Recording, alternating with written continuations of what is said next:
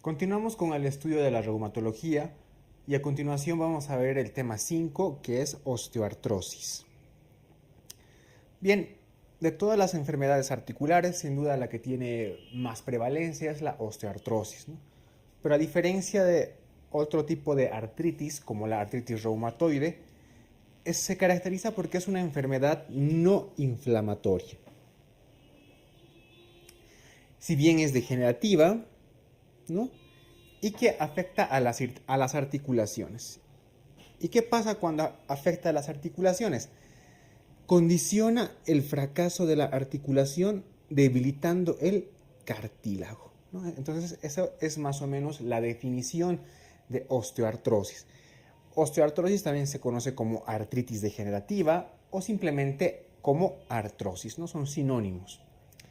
Bien, hemos indicado de que es la patología más común dentro de las enfermedades articulares.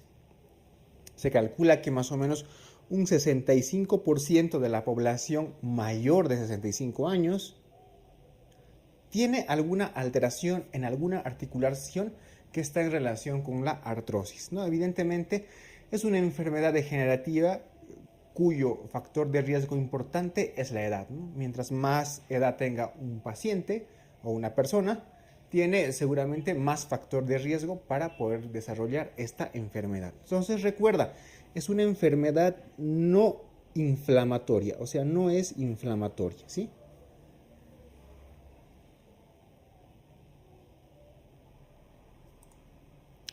¿Cuál es la fisiopatología de la artrosis? Bien, hay un estrés mecánico. Ese estrés mecánico está condicionado por diversos factores de riesgo que los vamos a ver más adelante. Entonces, ¿qué es lo que pasa? Básicamente hay un aumento de agua en la articulación como primera fase. Luego hay una alteración de la parte molecular conjuntiva del cartílago. Es decir, hay una alteración tanto del colágeno, hay una alteración de los proteoglucanos, hay una alteración del ácido hialurónico, ¿no? Componentes que son parte de la matriz del cartílago. Entonces, al haber alteraciones a nivel molecular, hay una alteración también en el anclaje de los mismos, o sea, tanto del colágeno como de los proteoglucanos. Entonces, al haber esta alteración molecular, pues condiciona a que haya una alteración en el cartílago de forma general.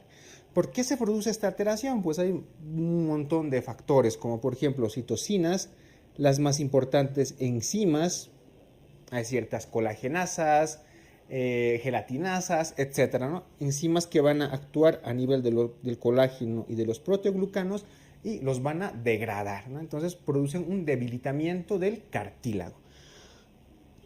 ¿Qué condiciona esto? Bueno, va a haber hipertrofia del condrocito y posteriormente muerte del condrocito, ya sea por apoptosis o por necrosis, ¿no? Y esto nos condiciona ¿a qué? A que el cartílago pierda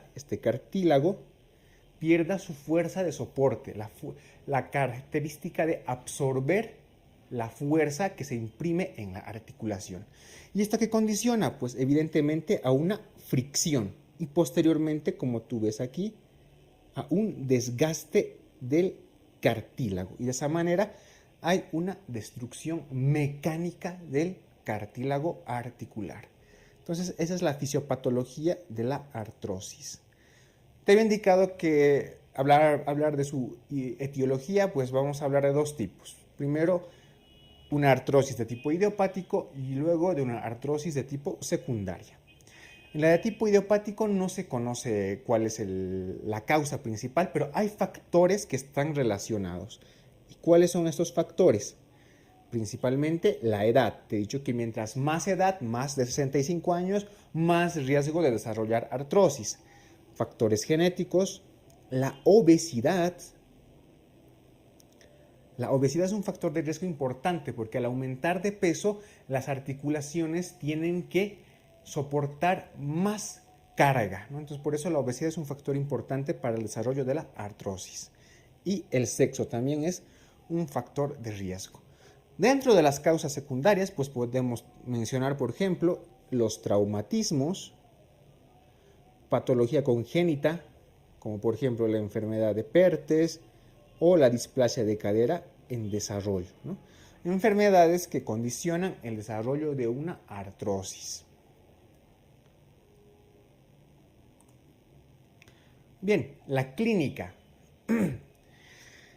Dentro de la clínica vamos a decir que los pacientes que tienen artrosis tienen un dolor de tipo mecánico, y eso es importante que lo anotes y que lo sepas.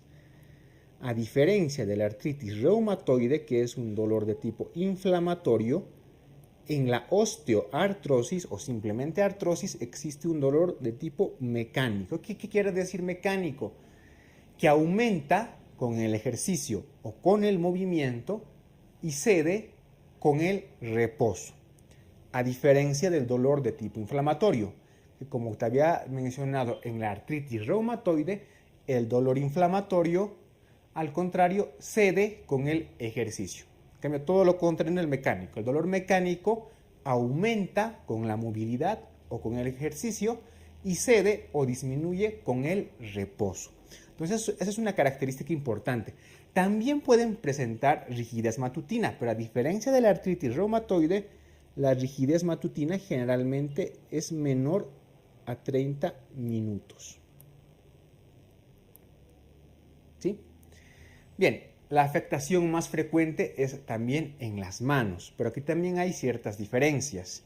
Porque si tú recordarás, en la artritis reumatoide se afectan con más frecuencia las interfalángicas proximales, siendo muy raro o casi nunca se afecta en la artritis reumatoide las distales. Sin embargo, en la artrosis, y aquí pon atención, en la artrosis sí se afectan las interfalángicas distales. Hay una afectación de las interfalángicas distales y también hay afectación de las interfalángicas proximales. Otra característica es que la afectación articular en la artrosis no es simétrica. En cambio, en la artritis reumatoide sí, ¿verdad? Eso es otra diferencia. Y a diferencia de la artritis reumatoide, que podían afectar toda la hilera de los metacarpianos, la artrosis tiene predilección por esta articulación, la trapecio metacarpiana. ¿Sí? Entonces, esas son las diferencias que hay. ¿Qué más podemos hablar de la afectación de la artrosis a nivel de las manos, ¿no? La degeneración nos van a producir unos nódulos que tienen nombre propio. Los nódulos que aparecen a nivel de las interfalángicas distales se llaman nódulos de Heberden, y los nódulos que aparecen a nivel de las interfalángicas proximales se llaman nódulo de Bouchard. Y la afectación de esta articulación trapecio-metacarpiana se denomina risartrosis. ¿Sí? Risartrosis, ¿no?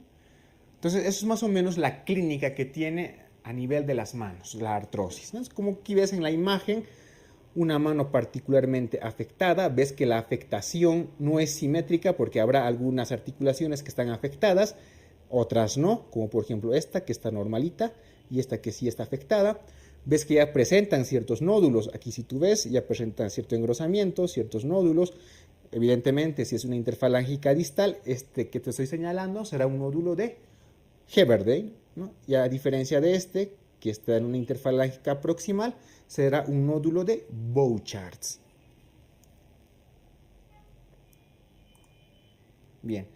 Otras formas de artrosis son, por ejemplo, la coxartrosis. La coxartrosis, que es una artrosis que afecta principalmente a la articulación de la cadera, como tú ves aquí en la radiografía, ¿no? Entonces, esta coxartrosis es generalmente unilateral y afecta con más frecuencia a varones. Es más frecuente que aparezca una coxartrosis en varones. La coxartrosis es una artrosis que se desarrolla en la articulación de la cadera. La gonartrosis, por otra parte, es una artrosis que se desarrolla en la rodilla, como tú ves aquí en la imagen, un desgaste del cartílago, la presencia de osteofitos, esclerosis ósea, etc., ¿no?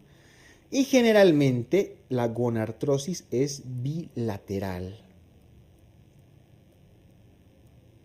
Y a diferencia de la coxartrosis, que era más frecuente en varones, la gonartrosis es más frecuente en mujeres.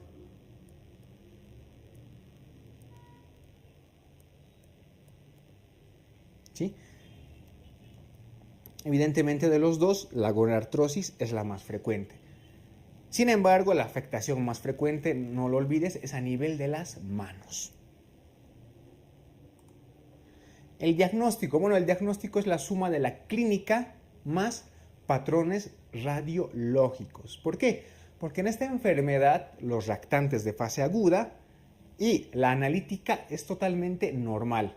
No existe factor reumatoideo, los lactantes de fase aguda están normal y un hemograma debería estar totalmente normal. Entonces, los únicos parámetros para diagnosticar artrosis es primero la edad, segundo es la clínica y tercero es la radiografía. ¿Y qué podemos evidenciar en la radiografía? Evidentemente vamos a ver algunas características como el pinzamiento de la línea articular, esclerosis subcondral, la formación de osteofitos, ¿no?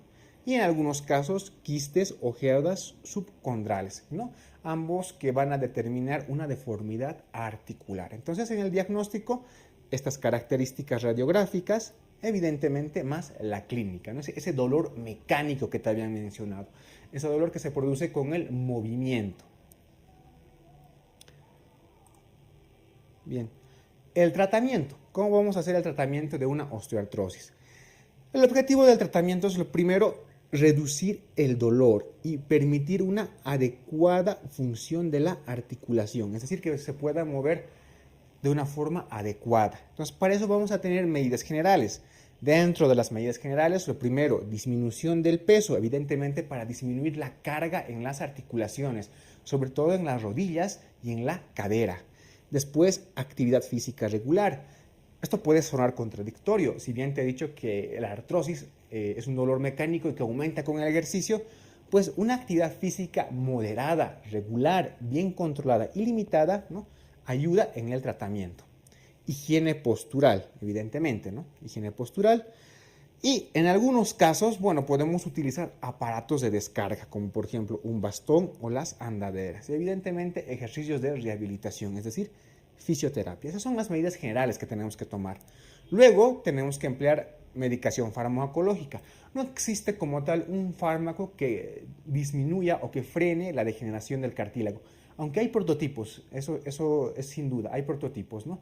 La farmacia y toda la ciencia farmacéutica, pues cada vez está desarrollando más y más fármacos que tratan de frenar la degeneración del cartílago, ¿no? Pero todavía ninguna está aprobada de forma general.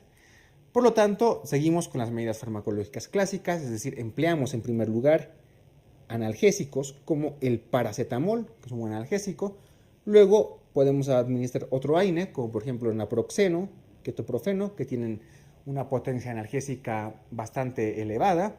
Y en algunos casos podemos utilizar los opiáceos. Es decir, utilizamos una escala del dolor, ¿no?, para el manejo. El manejo farmacológico, más que todo, está directamente en relación con el dolor, no con la inflamación, porque recuerda que la artrosis es una enfermedad no inflamatoria. Entonces, los fármacos están en relación a tratar de reducir el dolor. ¿Qué más?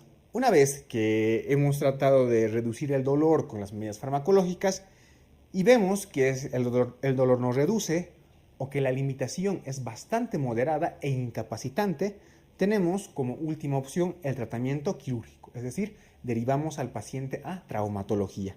¿Y cuáles son los procedimientos quirúrgicos? Estos pueden incluir desde osteotomías, artrodesis, hasta artroplastías, tanto parciales como totales. Entonces, esta es más o menos la manera en la que se maneja la artrosis.